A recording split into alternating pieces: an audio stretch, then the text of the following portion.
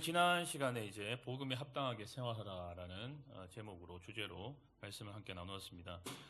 복음에 합당하게 생활하는 것은 천국 시민답게 사는 것이고, 또 당시 로마가 추구하던, 그리고 현 시대가 추구하는 그 힘의 복음이 아니라 바로 하나님의 나라의 그 사랑의 원리로 섬기고 또 낮아지고 희생하고 용서하는 삶을 사는 것이라고 말씀드렸습니다. 로마의 복음이 강함으로 다른 사람들을 억누르는 것을 추구했다면, 그리스도의 복음은 반대로 약함으로 다른 사람을 섬기는 것이고, 로마의 복음이 자기를 위한 이기적인 삶을 추구했다면, 그리스도의 복음은 그리스도를 따라서 자기의 유익을 구하는 것이 아니라 다른 이들의 유익, 남의 유익을 더 소중히 여기고 또 이웃을 존중하며 사랑하는 삶을 추구하는 것이다라고 말씀드렸습니다. 로마가 내세우고 추구하는 힘의 복음을 따라서 사는 것이 아니라 바로 그리스도를 따라 복음이 추구하는 사랑과 섬김과 희생의 삶을 살라는 것이죠. 그러면서 바울은 교회 공동체 안에서 복음에 합당하게 행하는 모습으로서 성도들 간의 연합을, 하나됨을 강조했습니다. 그리스도의 복음이 추구하는 사랑과 섬김과 겸손과 희생으로만 교회의 바로 연합과 협력이 이루어질 수 있기 때문입니다. 그런가 하면 성도가 세상 속에서 복음에 합당한 삶을 살 때에 필연적으로 발생하는 것이 있다고 했는데, 바로 고난이고 아픔이라고 했습니다. 사랑의 원리로 돌아가는 이 하나님 나라의 새로운 질서를 받아들인 사람들이 그 힘의 논리로 돌아가는 세상 속으로 들어가면은 당연히 저항이 있고 거부가 일어나고 핍박이 있을 수밖에 없다라고 말씀드렸습니다. 그러니까 영적인 텃세가 발생할 것이다라고 말씀드렸죠. 그래서 새로운 늘 아픔을 동반한다라고 말씀드렸습니다. 우리는 하나님 나라의 새로운 질서와 새로운 체계를 받아들인 새로운 피조물이기 때문에 옛 질서에 붙잡혀 있는 그 세상 속으로 들어가면은 세상 속에서 아픔과 부딪힘을 필연적으로 겪을 수밖에 없다라는 것이죠. 그래서 여러분, 우리에게는 그렇기 때문에 공동체가 필요한 것입니다. 새로운 피조물로 살면서 그 세상 속에서 겪는 그 아픔을 위로해주고 또 그 상처들을 싸매줄 공동체가 바로 우리에게 필요하다라는 것이죠. 고난을 함께 견뎌나갈 공동체가 필요하다는 것입니다. 그래서 바울은 오늘도 공동체에 대한 이야기를 빌립보 교인들에게 계속해서 들려주고 있습니다. 복음에 합당한 삶과 복음에 합당한 공동체의 모습은 과연 어떤 모습인가? 하나님은 바울을 통해 당시 빌립보 교인들과 오늘 우리들에게도 그것을 말씀해 주고 계십니다. 먼저 복음에 합당한 공동체는 위로와 교제와 긍휼이 넘치는 공동체입니다. 1절 말씀 우리 한 번만 더 읽어볼까요? 1절입니다. 시작. 그러므로 그리스도 안에 무슨 권면이나 사랑의 무슨 위로나 성령의 무슨 교제나 긍휼이나 자비가 있거든. 여러분들 1절을 보시면 먼저 이제 권면이라는 단어가 나오고 있는데요. 권면이라고 하니까 뭔가 이제 조언, 충고 같은 이미지가 이제 떠오를 수도 있는데, 여러분들 하지만 이 권면을 원어로 좀 보시면은 이제 파라클레시스라는 이제 단어인데, 이 단어는 이제 조언이나 충고를 의미하기보다는 이제 위로와 격려에 가까운 그런 의미를 가지고 있습니다. 여러분들 성령을 이제 보혜사라고 이야기하지 않습니까? 위로자라고 얘기하는데, 성령을 이제 헬라어로 보면 그 보혜사를 원어로 보면 이제 파라클레토스라는 단어입니다. 파라클레토스. 이 파라클레시스와 이게 어원이 같다는 것을 우리가 확인할 수가 있죠. 파라클레시스, 위로라는 단어인 파라클레시스와 파라클레토스, 이 보혜사라는 이 단어 둘 다 옆에서 묵묵히 있어준다라는 그런 뜻을 가지고 있습니다. 여러분들 이런 의미로 볼 때에, 그런 의미에서 우리가 위로는, 격려는 어떤 위로의 말을 해주는 것도 필요하겠지만 그것보다 옆에 그냥 같이 있어주는 것이 가장 큰 위로일 수도 있겠다라는 그런 생각이 듭니다. 우리가 위로를 한답시고 아니면 조언을 한답시고 이런저런 말을 마구 쏟아내는 것보다 그냥 묵묵히 옆에 있어주는 것, 소리 없이 그 사람의 옆에서 그 사람의 심정에서 또 그 사람의 입장에서 생각하고 공감하고 또 그 사람의 편이 되어주는 것, 어떻게 말하면 이것이 좀 더 괜찮은 위로가 아닐까라는 그런 생각이 드는 것이죠. 저는 그 목회자로서 이 부분이 항상 좀 고민입니다. 이렇게 위로와 격려가 필요한 성도님들에게 제 나름대로 좀 위로를 한다시고 이게 어줍잖게 위로의 말을 해서는 오히려 그분의 마음을 더 힘들게 할까봐 망설일 때가 있다는 것이죠. 여러분들도 그렇죠. 여러분들도 누군가를 위로하려고 할 때 과연 나의 이 위로의 말이 저 사람에게 정말로 위로가 될 수 있을까? 오히려 상처가 되지는 않을까? 그런 마음에 우리가 망설일 때가 있다는 것입니다. 정말로 힘들어하는 성도님들에게는 공감과 진심을 담아서 정말 기도하는 마음으로 위로해 주는 그런 태도가 좀 필요한 것 같습니다. 사랑하는 여러분, 우리는 참 위로가 많이 필요한 시대를 살아가고 있습니다. 세상은 더욱더 각박해지고 또 서로에 대한 사랑과 관심을 점점 잃어가고 있고 또 이기적이고 냉소적이 되어가고 있는 것이 오늘날 현 시대인 것 같습니다. 그래서 많은 사람들이 위로를 받기 위해서 자신에게 위로를 주는 곳으로 찾아서 헤매는 그런 모습입니다. 하지만 여러분들 참된 위로는 어떻습니까? 오직 그리스도 안에 있음을 우리는 믿습니다. 아멘이십니까? 오직 그리스도 안에 있고 그리고 그 그리스도가 거하시는 교회 공동체 안에 바로 참된 위로가 있음을 우리는 믿습니다. 여러분들 진정한 위로를 찾기 힘든 이런 세상 속에서 저와 여러분들의 공동체가 정말 서로의 곁에 묵묵히 있어주면서 공감과 기도를 담은 그 위로의 말을 통해서 서로에게 정말로 위로와 격려를 주는 그런 위로의 공동체가 되기를 주님의 이름으로 소망합니다. 여러분들 다음으로 성령의 교제라는 말이 나오고 있는데요. 여기 보시면 이제 성령의 무슨 교제나라는 이제 구절이 나오는데 복음에 합당한 공동체는 이제 성령 안에서의 교제가 있는 공동체이죠. 여러분들 이 성령 안에서의 교제, 이 교제는 진리가 바탕이 된 교제입니다. 그러니까 진리에 기초한 만남이고 진리에 기초한 사귐이고 진리에 기초한 교제라는 것입니다. 여러분들 진리에 기초하지 않은 진리를 떠나버린 만남과 교제와 사귐은 어떻게 말하면 여러분들 성도의 교제라고 할 수가 없습니다. 여러분들 예를 들어서 이런 것이죠. 사랑은 여러분들 고귀하고 아름다운 것입니다. 그러나 모든 사랑이 다 고귀하고 아름다운 것은 아닙니다. 그렇죠? 하나님의 사랑, 그리고 부모의 사랑, 부부간의 사랑은 고귀하고 아름다운 것이지만 불륜 관계에 있는 사람들의 사랑은 어떻습니까? 이것은 부도덕한 사랑이고 도리에 어긋나는 사랑이라는 것이죠. 사랑이라도 같은 사랑이 아니라는 것입니다. 여러분들 마찬가지로 교회에 다니는 사람들끼리 만나고 대화하고 교제한다고 해서 그것이 다 아름답고 고귀한 교제는 아니라는 것이죠. 여러분들 그 만남이, 그 교제가, 그 사귐이 죄를 부추기고 또 죄를 조장하는 만남과 교제라면 여러분들 과연 그 교제를 우리가 성도의 교제를 할 수 있을지, 성령 안에서의 교제라고 할 수 있을지 우리가 생각해 봐야 된다는 것입니다.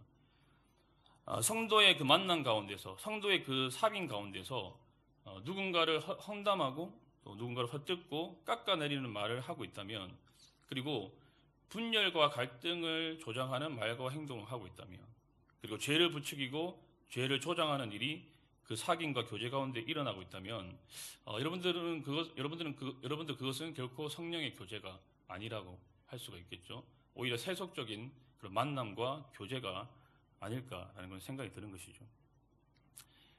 제가 예전에 있었던 교회 청년부에서 제가 오기 전에, 제가 그쪽으로 가기 전에 그 청년들끼리 술 마시고 노는 그 문화가 있었다는 얘기를 들었습니다.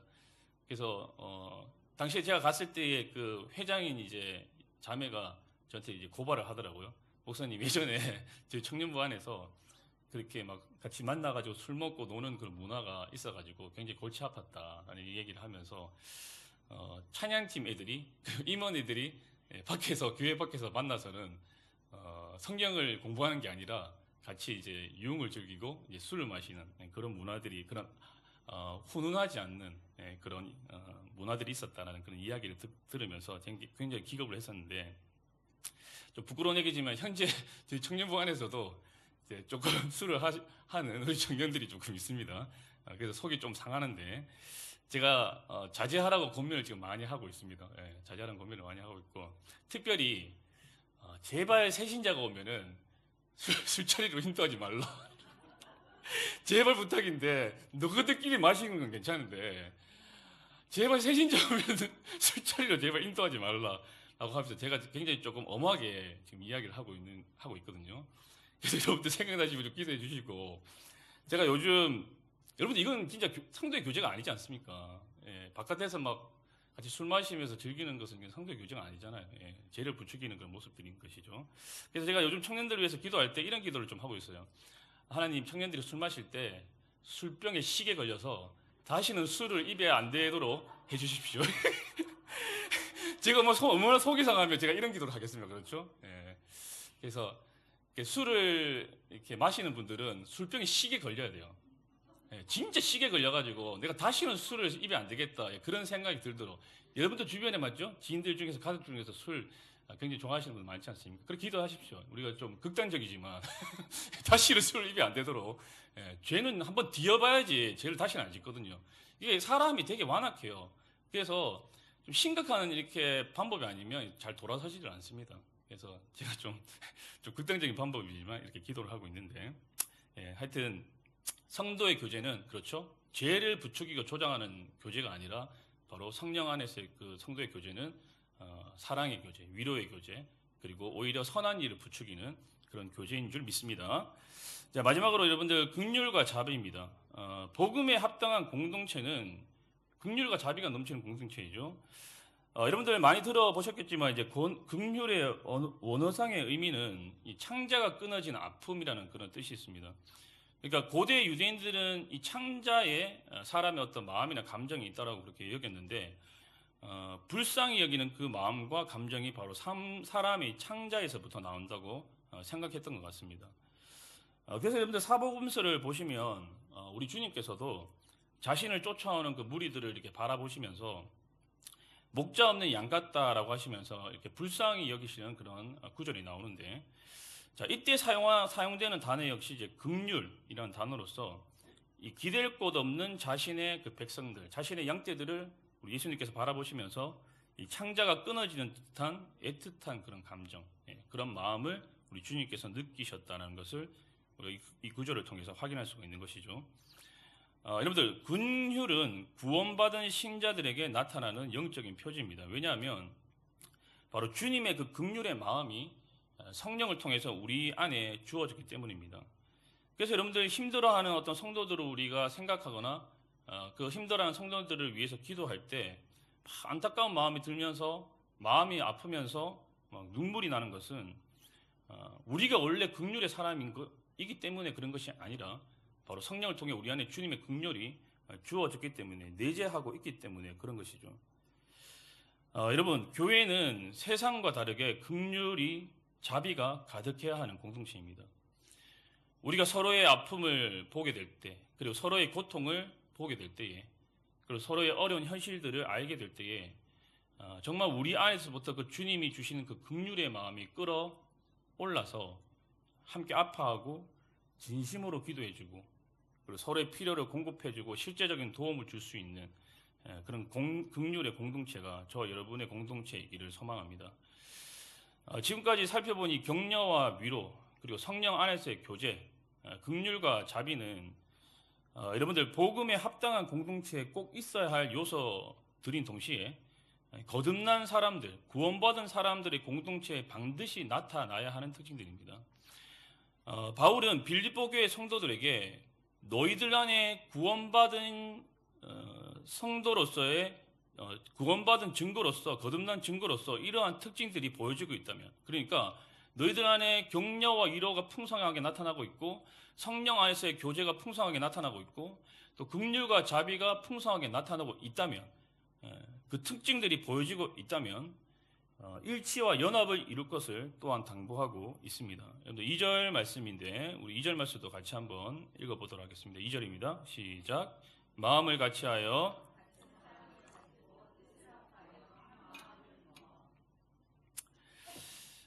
지난번 말씀에서도 이제 사도 바울이 그 복음에 합당한 삶으로서 교회 연합과 하나됨을 이제 강조하는 그런 말씀을 우리가 들었는데요. 뭐 한 마음으로 한 뜻으로 이제 협력해라, 이제 그런 말씀을 들었죠. 계속해서 이제 깨어지고 쪼개지고 찢어지는 그런 세상 속에서 이 복음 때문에, 주님 때문에 하나가 되는 것, 그리고 협력하는 것, 이것이 바로 복음의 아름다움을 드러내고 교회의 영광을 드러내는 방법이라고 했습니다. 그렇다면 여러분들, 바울은 왜 이렇게 교회의 연합과 교회의 일치를 계속해서 강조를 하고 있는 것일까요? 뭐 저번 주 말씀에도 그렇고 이번 주 말씀에도 보면 계속해서 교회의 연합을 강조하고 있습니다. 여러분들, 이것은 당시 빌립보 교회 안에 바로 분열과 갈등과 또 분리의 조짐이 보이고 있었다는 것을 암시하는 것이라 할 수가 있습니다. 빌립보서 4장 2절에 보시면 이런 구절이 나오는데요. 내가 유오디아를 권하고 순두개를 권하노니 주 안에서 같은 마음을 품으라. 빌립보 교회의 두 여성 지도자였던 유오디아와 순두개. 자, 이 두 여성 지도자 간에 서로 간의 갈등과 하나 되지 못하는 그런 모습이 있었던 것 같습니다. 그래서 바울이 지금 이런 말을 하는 것이죠. 오늘날로 말하자면 교회에 이제 두 명의 권사님이 계신데 그 두 분이 이제 서로 괄시하고 반목하고 서로 용납하거나 받아주지 못하는 그런 모습인 것이죠. 여러분들, 받아내기가 힘든, 그리고 용납하기가 힘든 한 공동체의 사람을 받아내고 받아내주고 그에게 맞춰주고 그를 인정해줄 때, 여러분들, 우리는 영적으로 점점 어른이 되어가는 것입니다. 죄송한 얘기지만 교회를 오래 다녔다고 해서, 아니면 신앙생활을 오래 했다고 해서, 아니면 중직자라고 해서 다 교회의 어른이 되는 것은 아닌 것이죠. 나와 다른 사람도 용납하고 인정하고 받아줄 줄 아는 사람이 교회의 진정한 어른이라는 것이죠. 여러분들, 빌립보 교회가 사도 바울에게 칭찬을 들었던 굉장히 훌륭한 교회지만 빌립보 교회 안에도 분명히 분열과 갈등이라는 이 문제가 도사리고 있었다는 것을 우리가 보게 됩니다.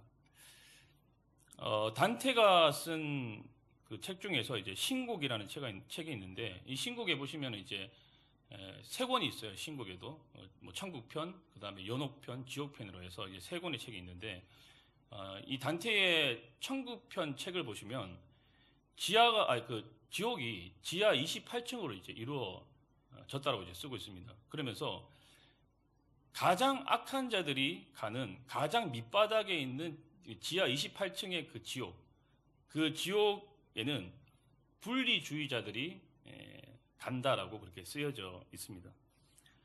여러분들, 오해하시면 안 됩니다. 지옥이 지하 28층으로 이루어진 거 아닙니다. 맞죠? 제가 여기 설교했는데 목사님, 지옥이 지하 28층으로 이루어졌다고 얘기하더라, 이런 식으로 여러분들이 말하시면 안 됩니다. 지하가 28층으로 지하 28층으로 이루어진 것이 아니고, 여러분들, 단테의 지옥편에 나오는 이 지옥은 이 단테가 이제 가상 그런 지옥에 대한 그런 소설을 쓴 것이죠. 그래서 여러분들, 뭐 지옥에 대한 가상의 소설이지만 공동체 내에서 연합을 깨트리고 분열과 분리를 조장하는 것이 이 책을 읽으면서 참 얼마나 무서운 것인지를 우리가 다시 한번 깨닫게 된다는 것이죠. 여러분들, 사도 바울은 이 공동체의 일치를 무너뜨리고 이 연합을 파괴시키는 요소들이 무엇인지를 정확하게 알고 있었습니다. 그래서 사도 바울이 3절에 그것을 가리켜서 뭐라고 얘기하고 있냐면 바로 다툼과 허영이라고 이야기를 하고 있습니다. 3절 전반부를 보시면 이렇게 이야기합니다. 아무 일에든지 다툼과 허영으로 하지 말고. 여러분들, 다툼은 경쟁심을 이야기하는데 바로 경쟁심에서 비롯되는 파벌주의, 분리주의를 의미합니다. 여러분들, 우리가 고린도전서, 우리가 담임 목사님을 통해서 이제 고린도전서 말씀을 듣는데 뭐 여러 가지 문제가 산재해 있었던 교회가 고린도 교회이지 않습니까? 그 고린도 교회의 문제 중에 하나 뭐였습니까? 바로 파벌주의, 분리주의였지 않습니까? 뭐 어떤 이는 바울이 최고다, 뭐 어떤 이는 아볼로가 최고다, 뭐 어떤 이는 게바가 최고다라고 하면서 그 교회 내에서 이제 당파 싸움이 일어나면서 분리되어지는 파벌이 일어나는 그런 형상들이 일어났죠. 그래서 이에 대해서 사도 바울이 이 고린도 교회 성도들을 향해서 굉장히 매섭게 책망을 하면서 그렇게 하지 말라라고 이야기를 했습니다. 자, 그런가 하면 교회 안에 연합을 깨트리는 또 하나의 주법은 허영입니다. 허영. 여러분들, 허영은 헛된 영광이라는 뜻인데 자기 영광을 구하는, 그리고 자신이 인정받고 우대받기를 원하는 그런 마음이라고 할 수가 있습니다. 여러분들, 다툼과 허영, 이 두 가지는 모두 자기 중심성이 만들어내는 분리입니다. 자기애가 만들어내는 분리인 것이에요. 그리고 여러분들, 이 두 가지를 한 단어로 요약을 하자면 바로 교만입니다. 교만. 여러분들 아시다시피 교만이 얼마나 교회 공동체를 무너뜨리고 파괴시키는 그런 요인이라는 것을 우리는 너무나 잘 알고 있지 않습니까? 자, 그런가 하면 반대로 연합과 일치를 강화시키는 덕목이 있는데 바울은 그것을 가리켜서 겸손이라고 이야기합니다. 3절 중반부를 보시면 이렇게 말씀하고 있죠. 오직 겸손한 마음으로. 여러분들, 겸손은 당시 이 로마 사회에서 그렇게 중시되는 그런 성품은 아니었습니다. 오히려 경시되는 성품이었습니다. 로마 사람들은 이 겸손을 바라보면서 이 겸손은 용기의 부족이다, 자신감의 결이다라고 하면서 이 겸손에 대해서 별로 좋지 않게 생각을 했습니다. 자, 그러면서 바울은 겸손이 무엇인지 몸소 보여주신 예수님에 대해서 이야기를 하고 있는데 특별히 예수님의 겸손의 극치라고 할 수 있는 예수님의 성육신과 예수님의 십자가 죽음에 대해서 이제 5절부터 해서 8절까지 쭉 설명을 하고 있습니다. 왜 우리가 겸손을 가져야 되는가? 왜 우리가 겸손의 마음을, 그런 겸손의 태도를 가져야 되는가? 라는 것에 대해서 이제 예수님의 그 성육신과 십자가 죽음을 들어서 이제 이야기를 하고 있는 것이죠. 예수님은 본래 영원전부터 하나님이셨지만 하나님과 동등됨을 취할 것으로 여기지 아니하시고 자기를 비워서 종의 형체로, 종의 모습으로까지 자신을 낮추셨다라고 이야기합니다. 신으로서 그리고 절대자로서 누릴 수 있는 영광과 특권과 지위가 있는데 그 모든 영광을, 그 모든 특권을 다 내려놓으시고 그것들을 포기하시고 제한하셨다는 것이죠. 심지어는 십자가의 굴욕적인 죽음이라는, 어떻게 말하면 최고의 낮은 자리에까지 나아가셨다라고 말씀하고 있습니다. 바로 당신의 백성들인 저와 여러분들을 위해서 그 십자가의 굴욕적인 죽음, 최고로 낮아지는 자리까지 나아가셨다라는 것이죠. 여러분들, 예수님은 십자가상에서 저와 여러분들을 위해서 어떻게 말하면 지옥을 경험하셨습니다. 그렇죠? 저와 여러분들이 지옥에서 다 받아야 될 그 죄에 대한 하나님의 진노, 하나님의 형벌, 하나님의 심판, 그리고 하나님의 저주, 이 모든 것들을 예수님께서는 그 십자가에서 다 받아내셨습니다. 하나님의 그 진노의 잔을 남김없이 다 마시셨어요. 그래서 어떻게 말하면 예수님은 그 십자가상에서 저와 여러분들이 겪어야 될 그 지옥을 대신 우리를 위해서 겪었다라고 할 수가 있는 것이죠. 저와 여러분이 절대로 지옥을 경험하지 않도록 하기 위해서 예수님은 지옥의 밑바닥까지 바로 내려가신 것입니다. 가장 높으신 그 하나님께서 더 이상 낮아질 수 없는 자리까지, 가장 낮은 자리까지 가신 것이죠. 예를 들어 바울은 예수님의 이 마음을 품으라고 이야기합니다. 5절입니다. 너희 안에 이 마음을 품으라. 곧 그리스도 예수의 마음이니. 여기서 마음을 품으라는 말은 단순히 마음만을 의미하는 것이 아닙니다. 생각, 사고방식, 그리고 삶의 양식, 행동 양식, 이 모든 것을 다 내포하고 있는 의미입니다. 여러분, 그러니까 예수의 성육신과 예수의 그 십자가 죽음에서 보여지는 그 예수의 마음, 예수의 생각, 예수의 사고방식, 예수의 그 행동 양식, 그 삶의 방식을 품고 따르는 것이 바로 예수의 마음을 품으라라는 그런 말씀의 뜻이라는 것이죠.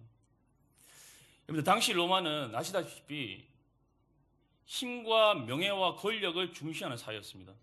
그래서 할 수만 있다면 더 높은 곳을 가기 원하고 할 수만 있다면 더 위로 향하는 것을 최고의 덕목으로 생각하는 그런 사회가 로마 사회였습니다. 남을 짓밟고 서라도 내가 위로 올라갈 수 있다면, 높은 곳으로 올라갈 수 있다면 남을 짓밟아 버리는 그런 사회가 바로 로마 사회였어요. 그런 시대 속에서 바울은 바로 예수의 성육신과 십자가에서 보이신 예수의 마음과 예수의 생각과 예수의 삶의 방식을 너희들이 본받아서 그런 자신의 그런 권력을 가지고 힘을 가지고 남을 짓밟고 위로 올라가려고 하는 높은 곳으로 가려고 하는 그런 것들을 본받지 말고 역행하는 그런 삶을 살아라. 그것을 역행하는 길을 걸어라 라고 이야기를 하고 있는 것이죠. 낮아지고 포기하고 제한하고 섬기고 희생하는 길을 걸으라 라고 말씀하고 있는 것입니다. 그럴 때 바로 공동체의 연합과 일치가 이루어질 것이고 참된 생명의 역사가 너희들을 통해서 일어나게 될 것이다 라는 것이죠. 사랑하는 여러분, 종이 되고 낮아지는 것에 바로 교회의 생명과 복음의 권능이 나타나는 것을 우리는 믿습니다. 아멘이십니까? 지금도 여러분들 똑같습니다. 지금도 로마 시대와 별반 다르지 않아요. 틈만 나면은 편을 모아서 힘으로 무엇인가를 밀어붙이고 자기가 원하는 것을 관철시키려 하는 것이 바로 이 세상입니다. 그렇죠. 여러분들 선악과 사건, 아담과 하와가 처음에 타락했을 때 어떤 유혹을 받은 것입니까? 뱀으로부터 너희들이 하나님처럼 될 것이다 라고 이야기하지 않았습니까? 그러니까 사탄의 유혹으로 하나님의 자리까지 아담과 하와가 올라가려고 했던 그런 모습이 이 선악과 사건을 통해서 드러나게 되는 것이죠. 그리고 이번 바베타 사건도 마찬가지입니다.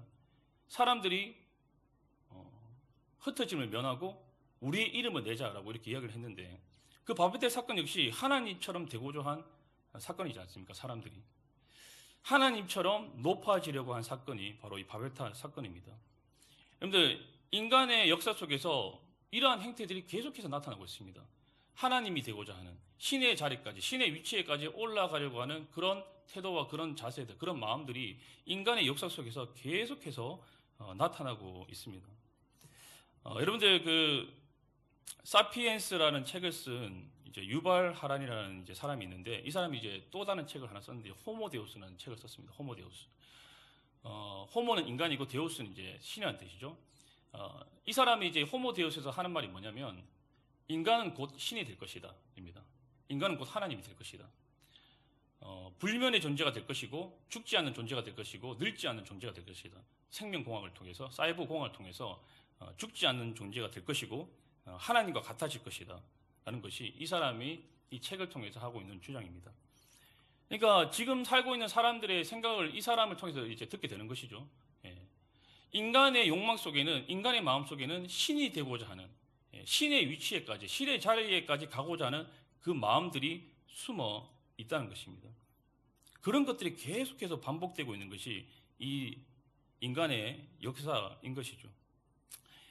여러분들 이런 세상 속에서 교회는, 성도는 교회의 생명이 힘이 아니라 바로 낮아지고 스스로 연약한 자리로 가는 데 있음을 믿으면서 바로 오늘 말씀에서 얘기하고 있는 이 예수의 마음을 따라 세상의 힘의 논리에 바로 역행하는 길을 가야 한다는 것입니다.